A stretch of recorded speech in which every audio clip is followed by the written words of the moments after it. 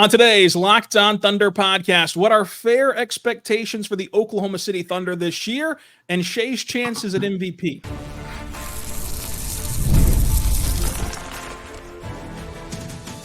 You are Locked On Thunder, your daily Oklahoma City Thunder podcast, part of the Locked On Podcast Network, your team every day.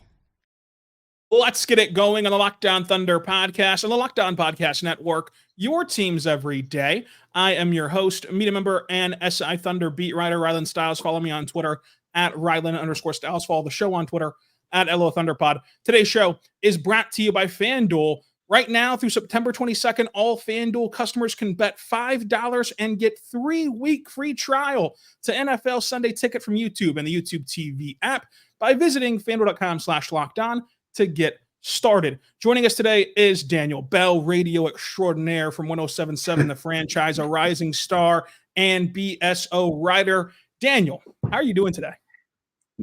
I'm good. Thanks for the intro. And thanks for calling me a rising star. Somebody notices. Hey, I've taken notice. I mean, multimedia star here, whatever you want, radio, podcasting with Locked On Thunder, writing with BSO, social media posts about everything from track to basketball to music. You've got it all covered, Daniel. One thing that we're soon going to be covering is the NBA season.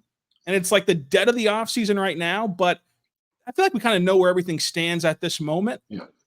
When you look at this Thunder team as the dust settles on the offseason, what are fair expectations to put on this team?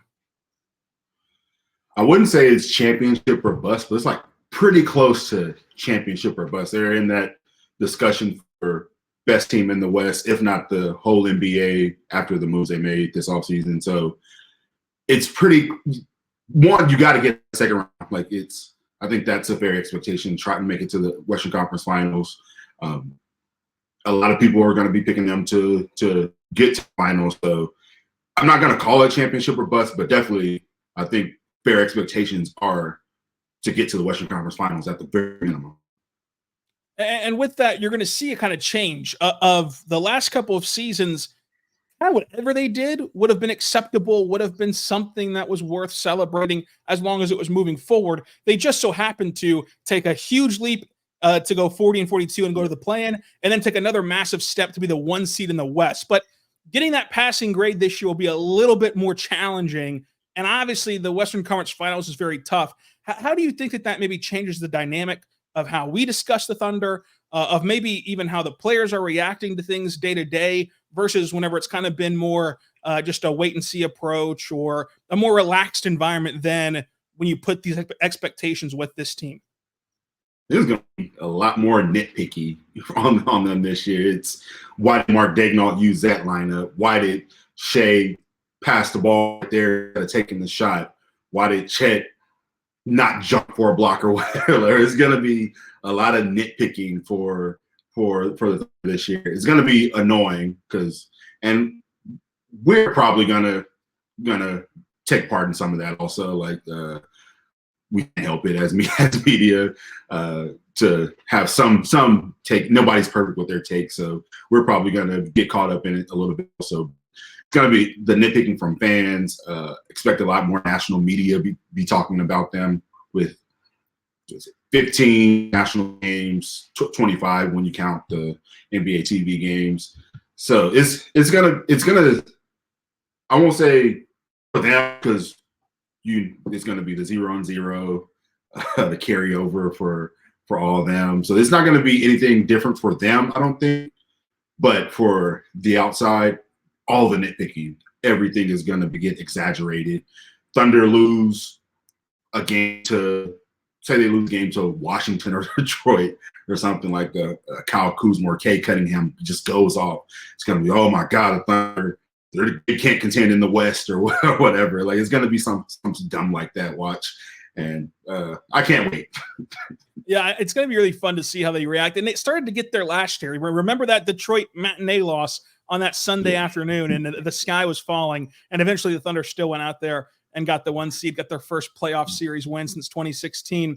But with all that being said, they have made some massive moves with swapping out Josh Giddey for Alex Caruso and signing Hartenstein, starting with the Caruso and Giddey swap. What do you make of that? Obviously, I think that there's a couple different sides of it where, like, some people look at Josh and think he's going to explode in Chicago, and he very well might. But what Caruso brings is something different from Josh that I think fits this team more. Where are you at with Caruso? First off, Josh, phenomenal player. I always like Josh, one of the most professional guys in the NBA, especially to be that young. And I do think I saw the most improved players come out recently, and I think his name should be on that list just because they seem like they're just going to give him the ball and let him cook. But to give up or to get Caruso without giving up any assets that you deem are going to help you for the future, not that Josh couldn't help from the future, because I think they could have eventually figured it out, but that time has passed now. That to try and figure it out was 2 years ago. Now they're trying, like I said earlier, just trying to win championships. So I don't want to say Josh isn't a lot to give up, because that's a great asset, but to only have to give up Josh to get Caruso back, a All-NBA defender, recognized as one of the better perimeter defenders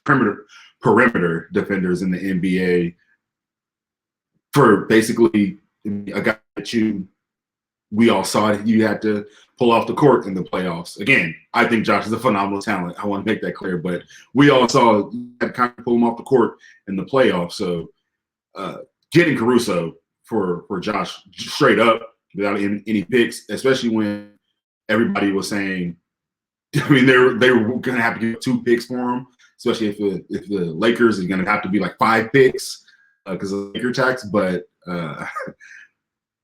it's a phenomenal get. That changes the dynamic of their team on both ends of the floor, because the doubling, you can't really double as much, especially if he can get it going like he did last year. Defensively, I am struggling to find a weakness on this team defensively because a guy like Caruso, obviously, Jay isn't a world defender, but he is still really, really good on the defensive end. So you can't just say, well, we're going to pick on Shai, because you're not going to be able to pick on Shai. Obviously not going to be able to pick on Lou, Chet, J-Dub, and then you got Casey on the bench.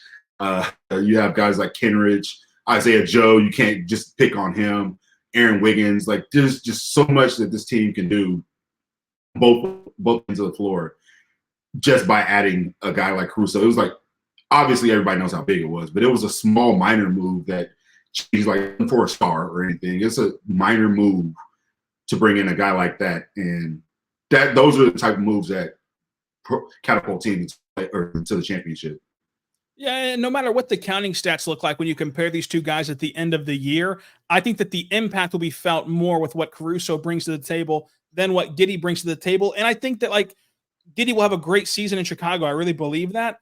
The pathway for him to have a great season in Chicago is through a role that he could have never had in Oklahoma City. He could have never done that next to Shai and J-Dub and them. And so that's going to be a win-win for both sides, I think. And it's going to be an element where don't get tricked by what's going on with the basketball reference page. And I think that with Caruso, his addition is seamless both on the court and also the way we discuss it. I don't know anyone who's having a contracting thought of what we've just discussed here. I think that we're all kind of on board with how it will look and how it will feel and what it will look like on the court. But with Hartenstein, everyone is very excited about the signing and excited about what that means for the team. But you can make the case to utilize him in a bunch of different ways. And coming up, I want to get your thoughts on what's best to utilize Hartenstein for this Thunder team. But first, once there right now, about our good friends over at FanDuel. Go check out FanDuel right now. They are fantastic. And like we said, right now, you can sign up and get 3 weeks for free of NFL Sunday Ticket, a 3-week free trial of Sunday Ticket on YouTube and YouTube TV. If you sign up now through September 22nd at FanDuel.com, the customers, you can bet $5 and get 3 weeks of a free trial for NFL Sunday Ticket. That's with the YouTube TV base plan or just with YouTube in general. You can see every game this season on Sunday afternoons with out-of-market games brought to you by NFL Sunday Ticket. Go there right now and check them out today by going to FanDuel.com/lockedon to download the America's #1 sports book. And it is football season again. DB, you talk a lot about football season on the radio, and you can start betting on week 0 college football. But if you only care about the NBA, you can also make bets on things to come, like the Thunder right now are the favorites out west. So go there right now to FanDuel.com/lockedon to get started. We're back on the Lockdown Thunder podcast and the Lockdown Podcast Network, your teams every day, here with Daniel Bell, 1077 The Franchise, BSO, and on Twitter at Basketball Guru D. So, Daniel, when you look at Hartenstein, there's a case of should he start? Should he come off the bench? Should he play next to Chet? What do you think, if you were in the seat that Mark's in right now, going into this season, how would you deploy him for Oklahoma City?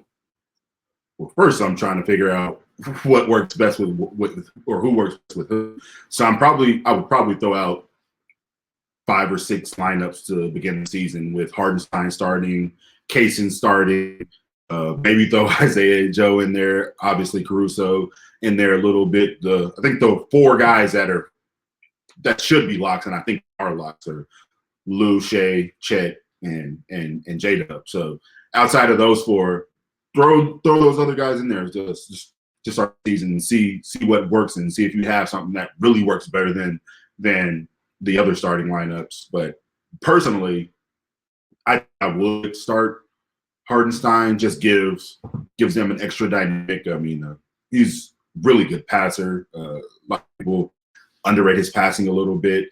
He's a great runner.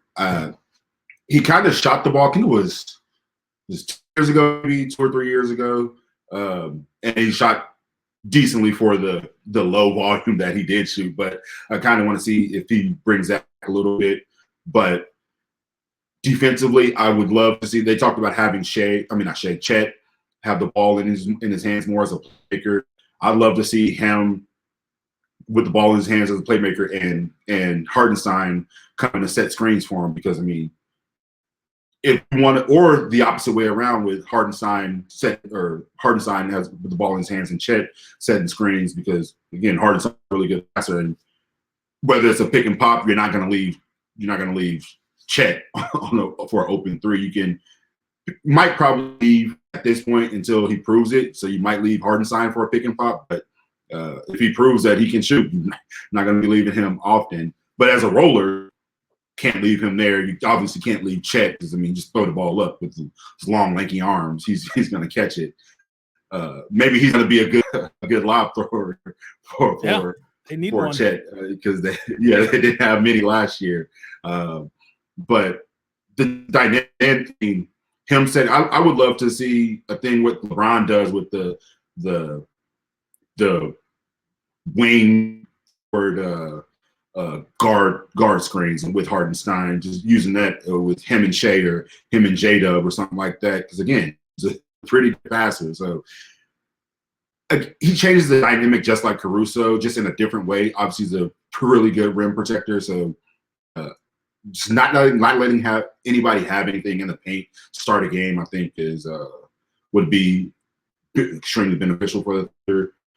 But Mark has options. That's easy to say. That's very easy to say. A ton of options out there. And whenever you look at it, I like the idea of Chet and Hartenstein playing together. And I do think that they'll play together more than they played him and Jay Will together, because, they only played those 2 guys together for 2% of their minutes, as Sam Presti pointed out at his exit interview.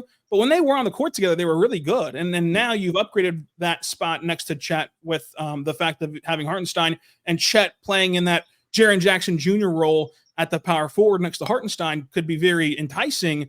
My question would be, do you feel confident in the Thunder's ability to patchwork the rest of the game? Because one of the benefits of signing Hartenstein is if you did keep them separate, of Chet starting and Hartenstein off the bench, you would blanket the 48 minutes in rim protection. But these are 2 guys who have not cracked 30 minutes per game yet. And so if you play them together, you're at least sacrificing a little bit of time per game with neither one of them on the floor as they're on the bench. that can be countered with things like the Thunder going small, which I don't think that they'll abandon, which is what worked for them a lot last year. But do you think that they have enough to kind of patchwork whatever time is needed to replenish those two guys if you're starting them together? Yeah, because last year it was kind of Chet and J-Dub go to the bench while Shai and whoever else come in, they go a little smaller. Maybe Chet stays in a little bit longer. Now, if they both start, you can just send Hartenstein or Chet and J-Dub to the bench, and then when Shai and Hartenstein go, when whoever I said, sorry, I just confused myself, but send two to the bench and send two in, and then when the other two go to the bench, bring them back in. So like you can still blanket the 48 minutes, just stack them a little bit. There are ways around it. It's not. I probably wouldn't be the most ideal to do that, but still, I mean, I think they're gonna play more than 2% of the minutes the Thunder play. So I think it's not gonna be a big issue. But I think that's what Mark is gonna do in the beginning of the season with where fans are gonna start nitpicking, like, why is he playing this lineup? Why is X player playing over Y player? Like, I think this is what he's gonna do, is try and figure out what works. We might see a lineup with Hartenstein in there working better than a lineup with Caruso, but Mark may save that lineup for later in the game, and the Caruso lineup might be slightly worse. Not to use that term loosely, because I think that's going to be a really good lineup. But so it might not be much, because they've talked about having Chet at the 5 and committing to Chet at the 5 for the future. So if that is true, and that brings a different dynamic for that team, because J-Dub at the 4 is also extremely beneficial, because how many 4s can stay in front of J-Dub? Like, you have to think about Cat. You can't really stay in front of J-Dub at all. Sitting the team out west. You're the Mavs fan. Who's the Mavs for? Who's going to be there this season? It's going to look like Najee Marshall out there, and you're going to have stretches where PJ Washington's out there. Najee Marshall is a pretty good defender, but I don't think he's going to be guarding Shai. So, which means that 4 probably can't stay in front of J-Dub. So, and that just creates a mismatch for J-Dub by having Chet at the 5. So, I don't think they're going to want to abandon that at all, because, again, that's a mismatch for Chet, because he just brings everybody out and he can play 5 out. But it's also a mismatch for J-Dub because, one, he's extremely strong and lanky, and he's extremely skilled. So there's not many players in the NBA that can be able to stay in front of him. There's, like, you might say Aaron Gordon, but even then, Aaron Gordon is a really good defender, and he should have been on some of these all defensive teams of the last couple of years. So, but is he going to be able to stay in front of J-Dub? Remains to be seen. But I just don't think the Thunder are gonna want to abandon that too much this year, because it worked really well. The problems that they saw in the playoffs last year when Chet went to the bench, and now you think they kind of fixed that problem when you have Hartenstein. And speaking of Hartenstein again, Daniel, you're a bit of a romantic. I mean, you're one of the most romantic people on the beat that I know. Hartenstein had a video with his wife, Courtney, on Whistle Sports, where he said that their first date was at a Houston, Texas Waffle House. Now, you and I have shared a meal at Waffle House before. Good first date spot? Am I missing something here? If they had a good time, anywhere can be a good first date spot. If you have the means, fly him out. That's a great first date spot. If you don't, I don't know what his pockets were looking like at the time, but I mean, obviously it worked. That's his girl. That's his woman now. So clearly it was a good first date spot for them. I think everybody is different. So you can splurge. You can go to the park and go for a walk. I think what's important to know is make sure the other side is okay with it. Like, if you like go through social media and she ain't never been to Waffle House, or you talk to her and she's never mentioned Waffle House or anything like that, then you probably shouldn't be taking the first date to work. Maybe as a test, but I wouldn't do that on the first date because you're trying to set a really good impression. But everybody's different. It seems like, or it sounds like, Waffle House date was really good for her. But hey, it's the Daniel Bell Love Corner. We're gonna do this again for Valentine's Day. I know your first date spot in OKC. If you want that, we're gonna have to start a Patreon exclusive show to give them all life advice with Daniel Bell. But Daniel, the Western Conference is going to be tough yet again. There are some big threats for OKC. We're going to let you know who those are all coming up. Want to tell you right now about our good friends over at eBay Motors. Daniel, you have a fantastic car. I love your car. I'm jealous of your car every time I see you drive, and you don't want to lose that car. But guess what? You don't have to, because eBay Motors, they understand that passion, drive, and patience, that's the formula for winning championships. It's also the formula for keeping your ride or die alive, and I need to see you driving that car for many more years, DB. So eBay Motors has everything you need to maintain your vehicle and level it up to peak performances, from superchargers, roof racks, exhaust kits, LED headlights, and more. Whether you're into speed, power, or style, eBay Motors has you covered. With over 122 million parts to choose from, your number one ride or die, you'll always find exactly what you're looking for with eBay Guaranteed Fit. It's guaranteed to fit your ride the first time, every time, or your money back, because with eBay Motors, you'll be burning rubber, not cash, with all the parts you need at the prices you want. It's easy to make your car the MVP and bring home a huge win. Keep your ride or die alive at ebaymotors.com. Eligible items only. Exclusions apply. eBay Motors Guaranteed Fit, only available to U.S. customers.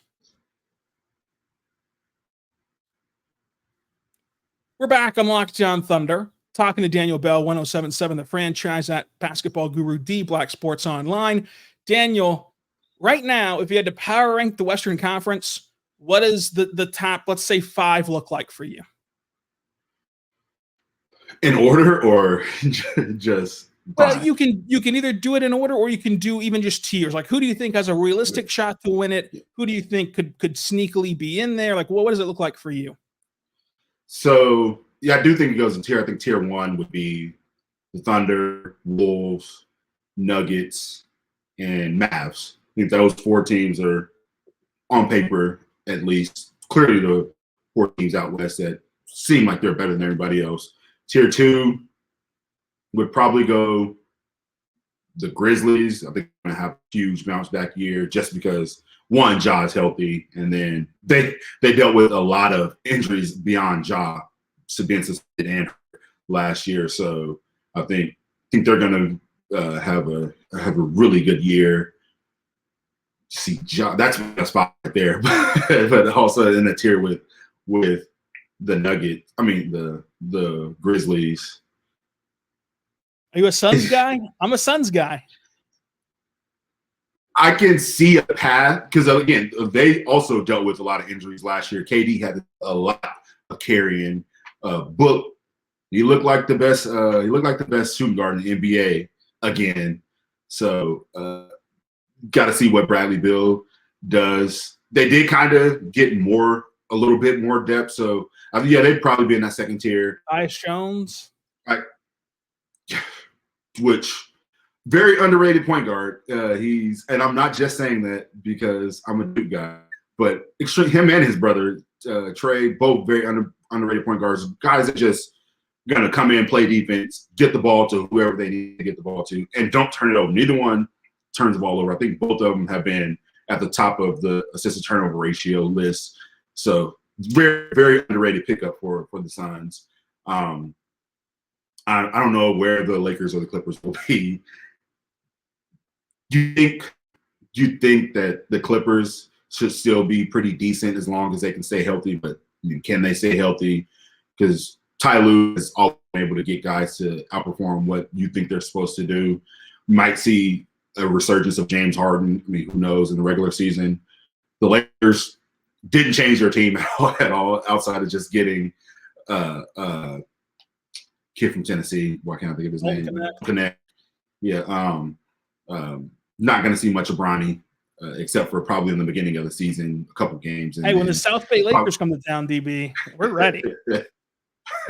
um, I think the Rockets will be better, but who knows how much better.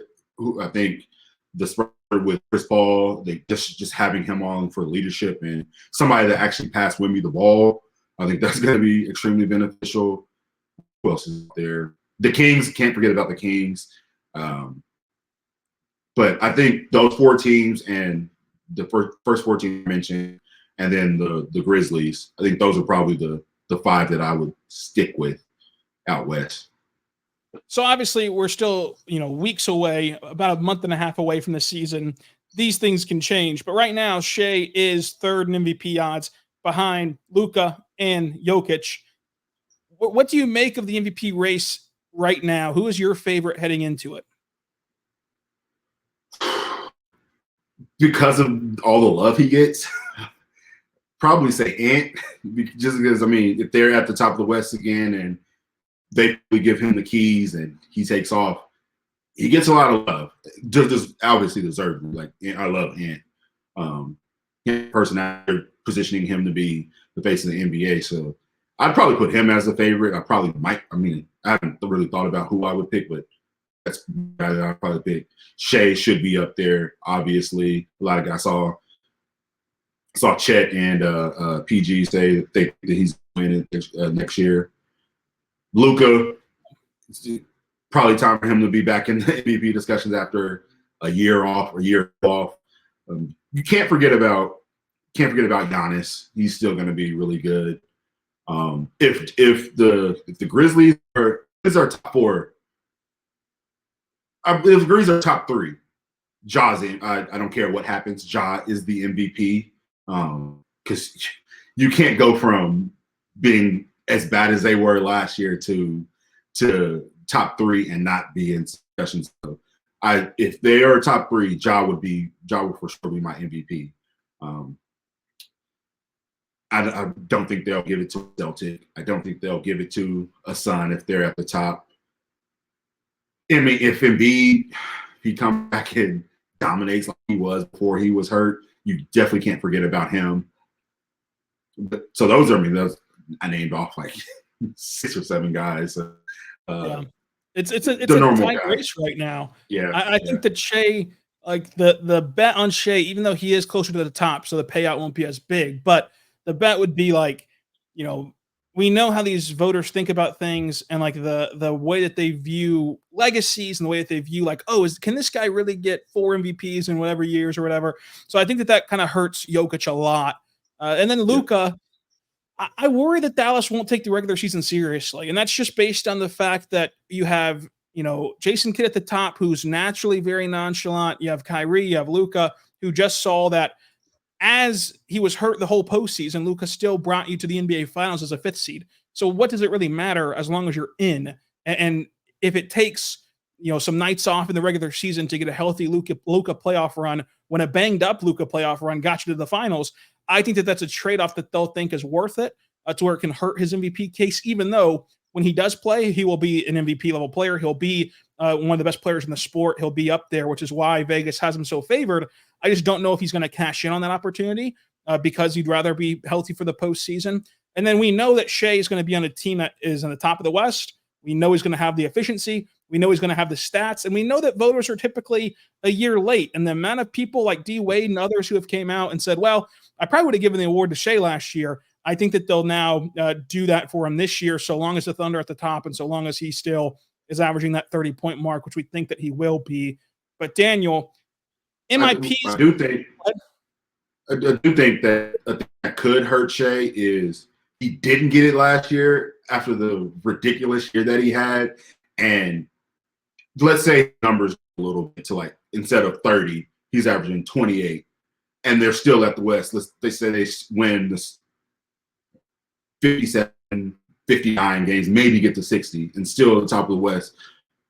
People are going to say, well, you didn't give it to him last year, and this team was, quote unquote, just as good, and he's averaging worse numbers. I think that would hurt him. But like you said, voters are a lot of times a year late. So it should probably be him, Luka, and 1-2, 1A, 1B, 1C. Like I don't think either one has really separated themselves from each other. Obviously, because the season hadn't started, but those are probably my top 3 favorites. But yeah, that's going to be tough Shai for Shai. definitely deserves it. Yeah, but whenever you look at go average 35. Go average 35, Shai. That's true. I mean, if you do that, you're going to be MVP for sure. But the MIP is going to be tough to predict. I'm not going to make you pick an MIP. We talked about Josh Giddey being top 4. J-Dub is at 7. Chet is below the likes of Jalen Green. So the odds are kind of all over the place. But sticking on the Thunder guys, like what do you think is an area where J-Dub and Chet can most improve in terms of their skill set for this Thunder team? Because I think that the Thunder have done a good job of like flushing out the supporting cast and getting Caruso, getting Hartenstein, and they're just waiting on those 2 guys to take the necessary leap to fill those number 2, number 3 options. And once they take that leap, this team is a championship level team, one of the best in basketball and fit to beat anybody. What do you think that they both need the most to improve on to take that step this year? The problem with MIP is there's no real, anymore at least, no real reason why somebody win. Like it's like there's no criteria or anything. They have Wemby. I definitely don't think second-year players should win because you're supposed to have from year 1 to year 2. And then Wemby was, second in defensive player of the year. He's probably going to win defensive player of the year this year or this upcoming year.